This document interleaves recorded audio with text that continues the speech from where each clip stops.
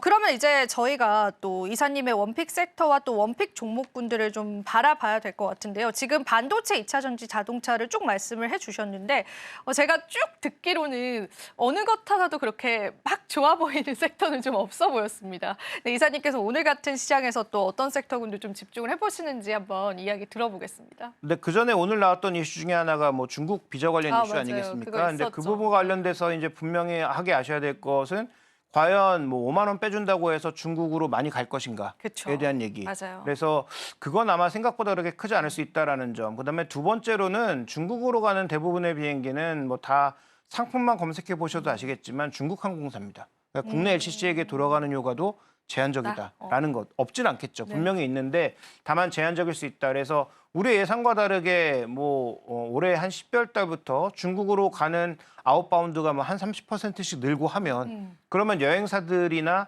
아니면 뭐 저가 항공사에게 분명히 플러스 알파가 있겠죠. 일본이 터지면서 LCC가 한번 올랐던 것처럼 맞아요. 동일한 효과를 기대할 수 있는데 뭐 지금 여론상으로만 보면 뭐 중국에 가고 싶어 하시는 분들이나 중국을 많지 좋아하시는 않을 분들은 것 같아요. 별로 없는 것으로 보이잖아요, 주변에서. 그래서 그런 관점에서 봤을 때는 그에 대한 시각을 좀 우리가 냉철하게 가져가실 맞아요. 필요가 있겠고 다만 제가 뭐 8월 말인가요? 9월 말인가 얘기했던 대한항공 같은 경우에는 저는 실적으로 가고 있다라고 봅니다. 그래서 현재 구간에서 뭐 해당 종목군들 중에서 펀더멘탈로 움직이는 종목은 대한항공 정도로 보고 있기 때문에 뭐 대한항공 정도에 대해서는 뭐 계속 그 킵고잉을 말씀드리고 싶고요. 오늘 말씀드릴 섹터는 LS예요. 아, 네. 제가 아까 이제 낙폭과대를 말씀드렸잖아요. 맞아요. 그러면 최근에 이제 수출이 늘고 있고 구조적으로 성장하고 있는 기업들 중에서 가장 이제 낙폭과대가 나타나고 있는 종목들이 무엇일까를 보면 방산 없죠. 방산은 낙폭과대가 별로 없어요. 없어요. 너무 올랐습니다. 네, 그러나 화장품은 낙폭과대는 있는데 저는 화장품은 조금 중립적으로 보고 있기 때문에 화장품에선 고를 수가 없고 그럼 전력기기 쪽에서는 LS 일렉트릭과 LS가 조정을 비교적 크게 받았단 말이죠. 그러면 만약에 11월 중순 정도를 축으로 해서 만약에 시장이 반전을 보인다면 구조적으로 성장하고 있는 기업들 중에서 좀 싸진 종목들에 관심이 있지 않을까. 근데 LS가 주가 빠진 건 뻔하거든요. 구리 가격 하락, 실적 예상보다 낮은 어닝 쇼크, 그다음에 최근에 중첩되고 있는 그 LS 그룹 내 사업 중첩 여부, 이런 것들이 지금 할인 요소로 작용하고 있는 거거든요. 그러면 이제부터는 역으로 보시면 되죠. 구리 가격의 반등, 그다음에 또 하나 중요한 것은 결국 실적이 최소한 예상 정도라도 나와주는 것. 나와주는지. 네, 이런 것들이 아마 주가 반등의 근거가 될 것 같은데 저는 뭐 실적은 시간은 좀 걸리겠지만 어느 정도 반등할 것으로 보이고 아까 이제 뉴스에서 언급해 주셨던 중국 부양책 네. 저는 미국 대통령이 누가 되느냐에 따라서 금액의 크기라든지 강도가 달라질 걸로 아, 보거든요. 그래요? 네, 왜냐하면 트럼프가 됐을 때는 더 강한 부양책을 내놓을 나오겠죠. 수도 있죠. 그렇죠. 왜냐하면 뭐 해리스도 중국을 끊어내겠지만 그 강도나 약할 테니까. 관세에서는 네. 달라질 수 있으니까 아마도 그 부양책의 규모라든지 강도가 달라질 수 있어요. 근데 누가 되든 어쨌든 중국은 부양책을 결국 미 대선이 끝난 이후에 쓸 거기 때문에 그런 관점에서 본다면 일정 부분의 그 금속 가격의 반등은 또 생각해 볼 수 있는 측면이 있죠. 뭐 그렇다면 지금 PR 측면에서 6배, 그다음에 PB 측면에서 한 0.6배로 다시 내려온 LS는 저는 좀 매력을 느낄 만하다라고 보고 있고요. 그런 관점에서 LS를 오늘 제가 관심 종목으로 말씀을 드리겠습니다. 아, 네. 일단 저희가 과대 낙폭주 중에서 이런 힌트를 찾아본 것 같습니다. 그런데 이제 앞서도 잠시 말씀을 해주셨지만 LS 그룹 자체에 관한 위기론들이 또 시장에 대두가 되고 있단 말이에요. 그래서 LS가 이제 아무리 일을 잘한다라고 해도 이 그룹주에 관한 영향력을 좀 받을 가능성은 없을까? 그게 이제 리스크가 되진 않을까 싶거든요.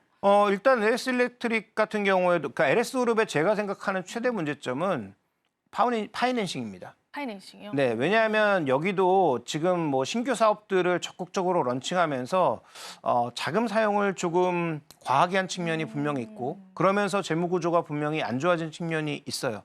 그런데 예전 대비해서 일단 금리는 올라간 게 금융 비용의 증가로 일부 나타나고 있고 그다음에 사업 포트폴리오는 정말로 좋은데 이게 이제 실적으로 돌아오는 과정에서 약간 삐끗하는 것들이 자주 나타나다 보니까 뭐 상대적으로 HT-현대 일렉트릭이나 이런 종목군들보다는 주가의 부침이 더 크게 나타나고 있거든요. 근데 저는 구조적으로 성장하고 있다라면 그다음에 현재 이 주가가 구조적 성장을 전혀 반영하지 않고 낮은 가격에 있다면 뭐 정확하게 우리가 저점을 잡기는 힘들겠지만 분할 매수 관점의 접근은 필요하다라고 보고 있고요.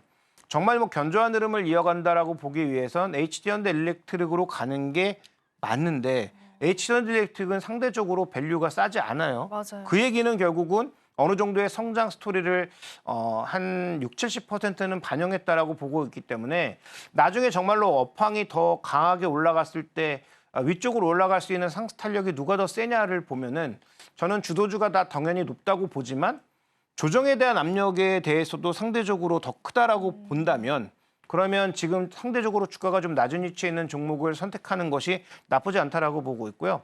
그다음에 지금 LS하고 H전자일렉트릭의 차이를 보자면 딱 한 가지 차이만 있는 거죠. H전자일렉트릭이 거의 변압기와 관련된 최고 밑단에서 거의 끝단까지를 다 가지고 있다면 LS는 그 아래 구리까지 가지고 있다는 거죠. 그러니까 광산부터 구리까지를 가지고 있기 때문에 어떻게 보면 전체 포트폴리오는 자회사까지 쳤을 때 LX가 좀 더 넓어요. 그래서 저는 뭐 구리 가격의 상승과 그다음에 실적도 뭐 4분기 정도에는 일정 부분 시장의 컨센서스를 맞출 수 있다는 것에 포인트를 두고 LS에 선택하는 것이 어떨까라고 보고 있습니다. 그럼 오히려 지금의 시점들이 이제 매수의 관점으로 저희가 접근은 해볼 수 있는 거네요, 이사님. 네, 저는 뭐 충분히 매력적인 가격으로 들어왔다라고 보고 있고요. 그 다음에 그 아마 10년도 더 된 것 같은데 제 기억으로는 그 LS가 그 미국의 전선회사를 샀을 때 다들 제정신이 아니라고 했거든요. 미국의 그 죽어가는 전선회사를 뭐하러 사냐라고 했지만 그게 뭐 정말로 10년을 내다본 투자인지는 뭐 알 수 없죠. 그런데 지금에 와서는 그러한 것들이 전부 긍정적인 흐름으로 받아들여질 수 있고 미국의 가장 큰 문제는 뭐냐면 생산성이 없어서 그런 제조업들을 대부분 버렸다는 데 있는 거죠.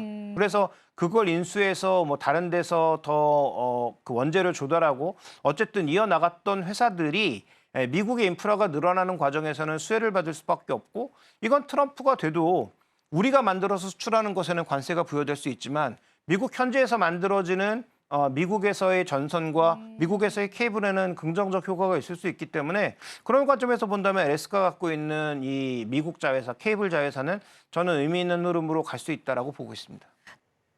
지금 바로 구독을 눌러보세요. 실시간 경제 뉴스, 투자 전문가들의 다양한 시황과 정확한 분석, 또 알찬 투자 정보까지 신뢰할 수 있는 저희 서울경제TV와 함께하세요.